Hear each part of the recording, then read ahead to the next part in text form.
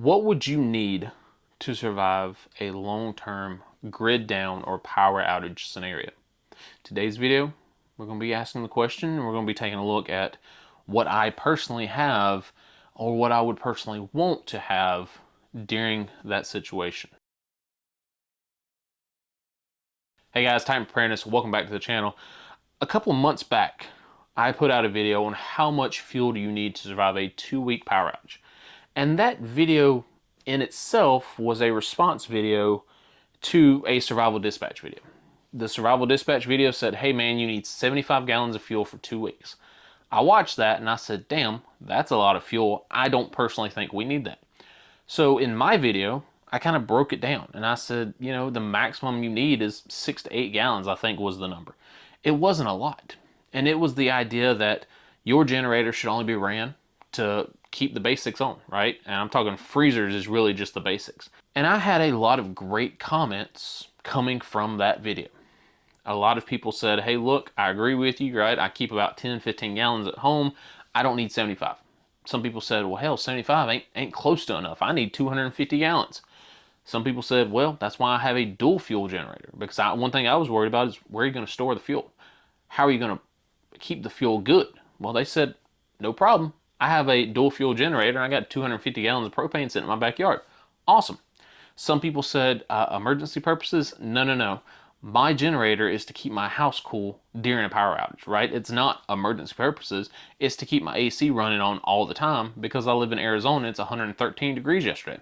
So it got me thinking, like, where do I fall? Where do I stand? What do I have? What don't I have? What would I want? What would I need if we had a month-long power outage? And so we're going to break this down from a fire, water, food, shelter type scenario, right? The basic supports for life.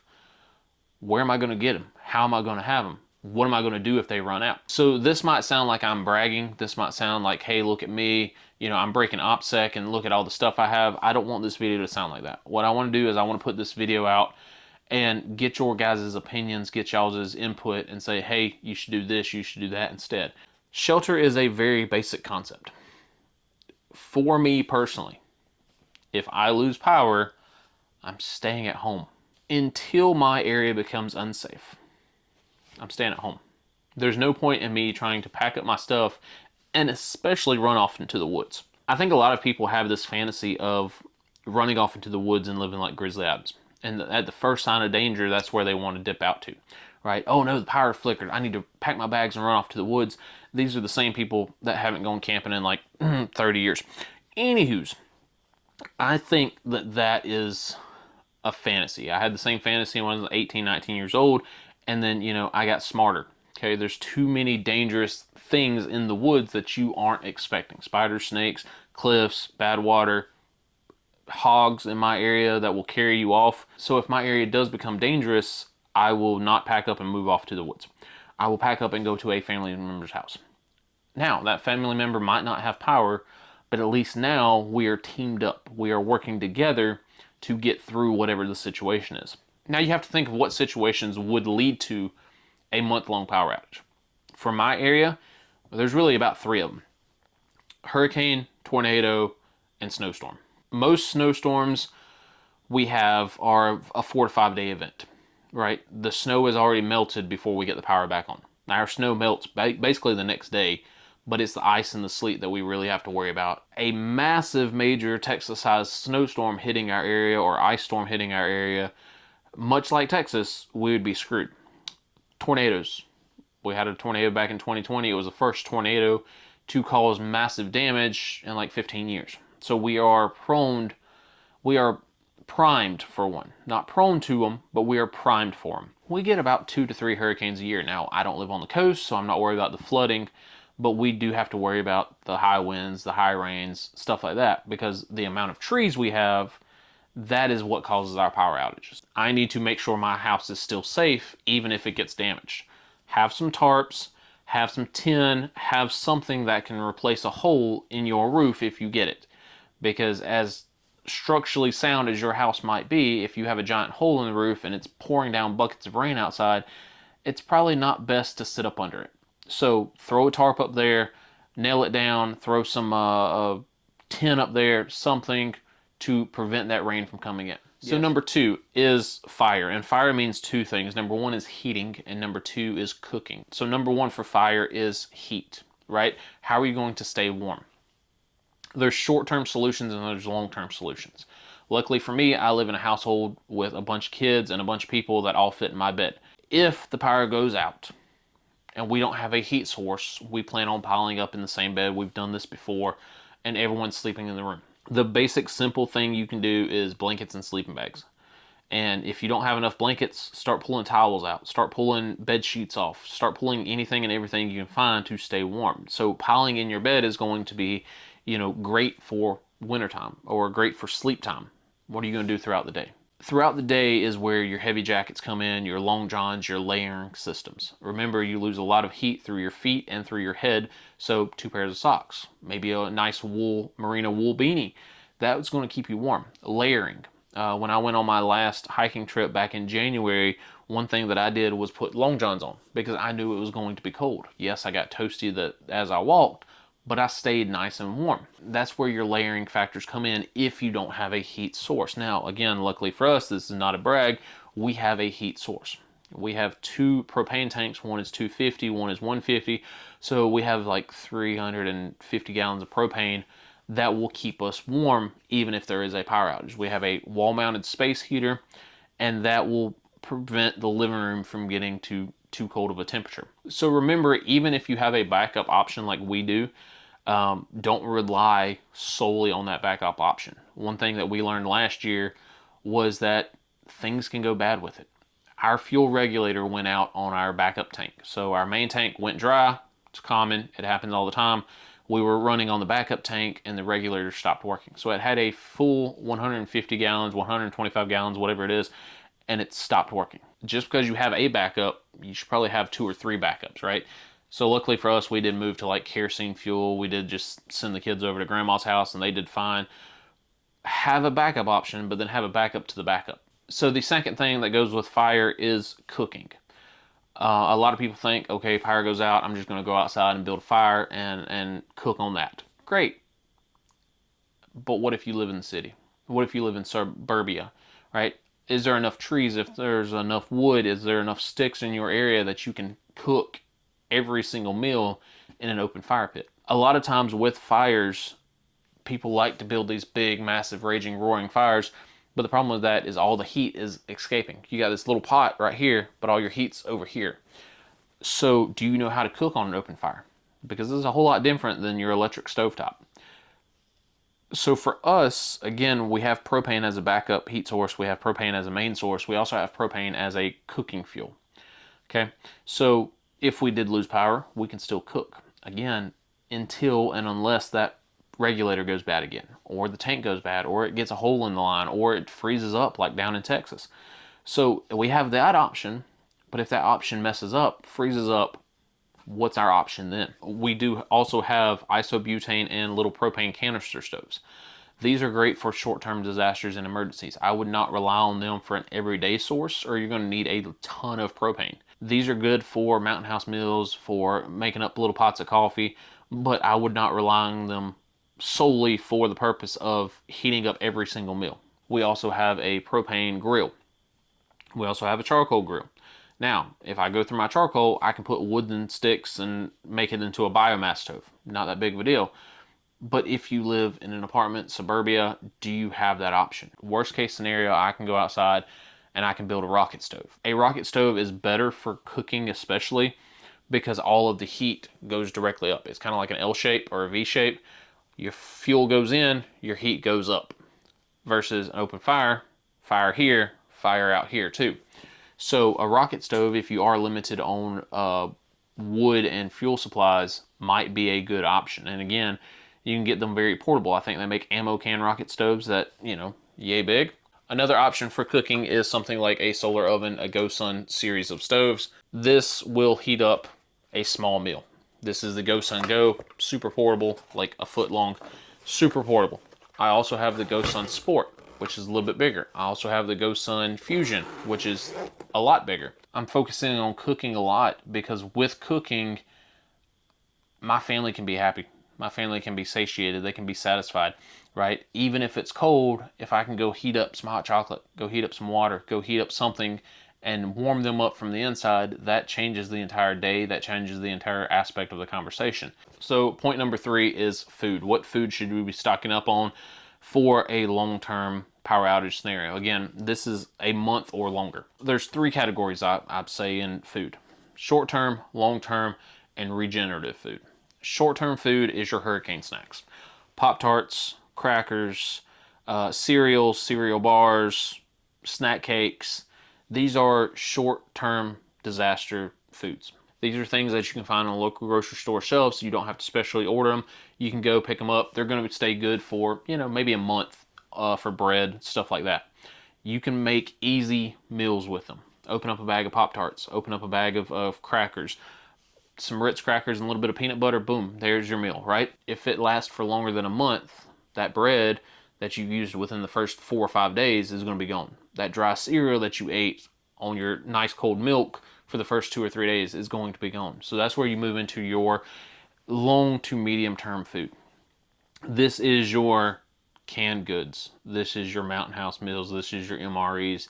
This is your freeze-dried company meals. What I recommend personally is having 3 weeks to a month of pantry staple items before you buy MREs and Mountain House and these freeze-dried food companies. I can go through 89% of my disasters that I'm going to face with shit that sits on my shelf before I have to open up the MREs, before I have to open up the Mountain House meals. Now again, we're only talking about a month here. You can normally survive your pantry and your fridge for a month.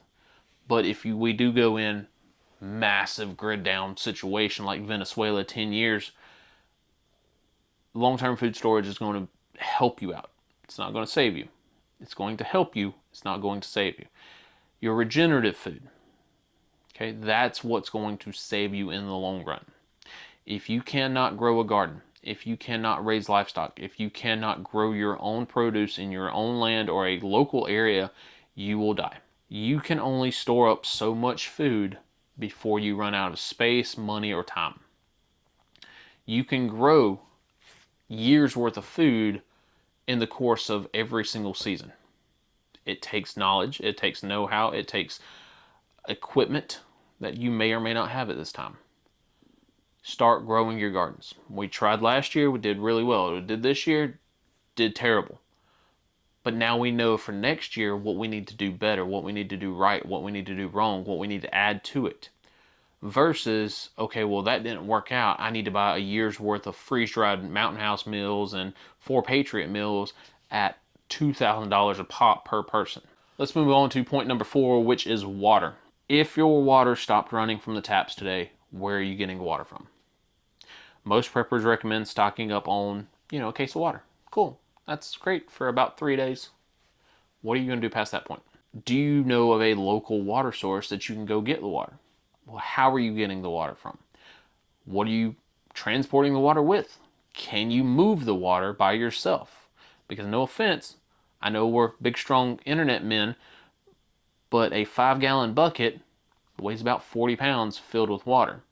That 5-gallon bucket weighs a lot more when you're traveling 10 miles with it than if you're traveling 10 feet with it. Find your water source, know your route to it, and be like a little kid, right? Go get you a wagon. Go get you a cart. Go get you something that you can push, pull, move that water with.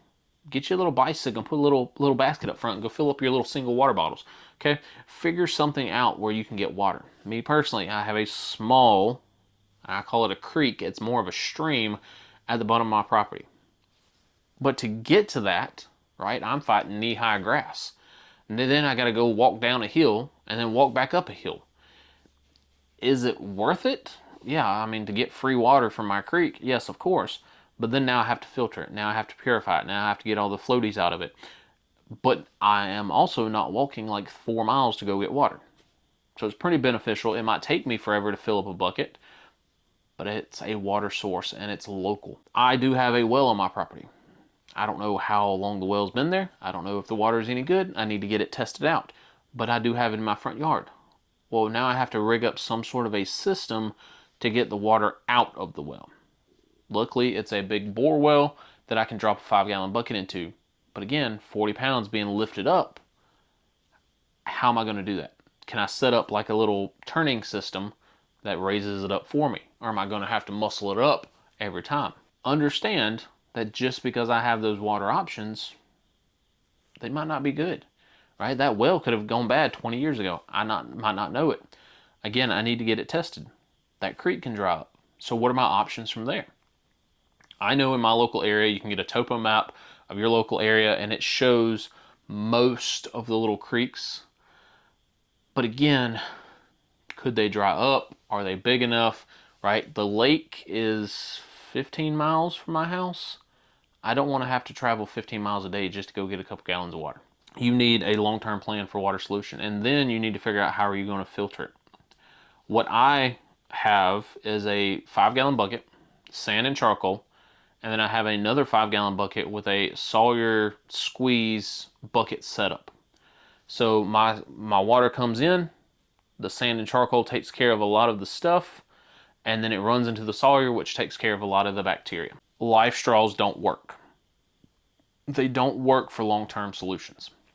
They work for short-term. They work for when you run off, you get lost in the woods, your car runs off the road, and you need to go get a sip of water. But you got to think, right? A month of drinking water, do I want to be sucking every ounce of water that I'm going to drink through a milkshake? Because that's what a life straw is. You need some sort of push through or flow through style filter. Hydro Blues, Sawyers, Alexa Pures, Berkey's, something that you can put the water in, walk away, come back 10 minutes later, and it'd be filtered out. So category number 5 is electricity. What am I doing for electricity? I do have the Ecoflow Delta, the Ecoflow Delta Pro, the Rock Pals 300 watt, the Brenda 500 watt portable power stations, solar generators, right? Those are my long-term solutions. I do also have a generator, a 4,000 watt generator. If a long-term event happened, the first thing that I am doing is robbing my refrigerator. A refrigerator is an entirely huge waste of electricity. Take out the eggs, the butter, the jellies, anything that we can find that we can eat within the next 2 or 3 days before it goes bad, the sandwich fixings, the cheeses, anything that's in there that can go bad. Taking it out, we're eating it, hey, good to go. That'll survive us for a day or two. Past that point, my refrigerator is being shut off. My freezers right now, due to power bills and them jacking up the prices, my freezers run for 8 hours out of a 24-hour day. So I have like a little timer, and it gives you a 1-hour window every couple hours that says, hey, if you want to kick on, kick on. If not, you're going to kick on after the fact. If it were a long case scenario, both the Ecoflow Delta 1300 and the Ecoflow Delta Pro will run both of those freezers. Now I have those timers that I can just set it and forget it. And 8 hours a day, or I can cut it down to 12 hours a day, or I can cut it down to 6 hours a day, or 5 or 4. I'm not plugging up my freezer and letting it run the whole time. That being said, the smaller power stations is what I would use for entertainment purposes. Television is not something that is a priority. But an hour of TV, one Disney movie, 1 hour of a TV show for the kids, maybe an hour of local news to see if the power's coming back on. I would kind of want that maybe every day, every other day, 3 times a week, whatever the case is, and that's what the smaller power stations would be for. The generator that I have is going to be to recharge the big power stations if I don't get enough solar. So obviously I would put solar panels outside. I've got solar panels over here, I got solar panels over here, and I would try to intake as much juice as possible throughout the day. I will say that the last time I've tried that, I only got like an extra hour or 2 on my freezer. That's not a lot.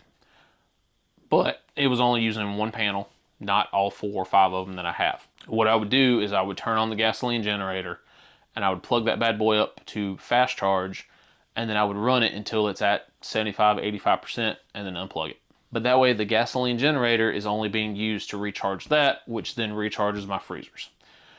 What I don't want to do is be one of these people that as soon as the power goes out, plug up my entire house to a gasoline generator and let it run the entire time, and then wonder while on day 2 I'm out of fuel. Lighting is very important. I have headlamps, flashlights, plenty of batteries, rechargeable flashlights, rechargeable headlamps, candles, solar powered stuff. Unfortunately, a lot of the companies that I worked with in the past no longer make lights.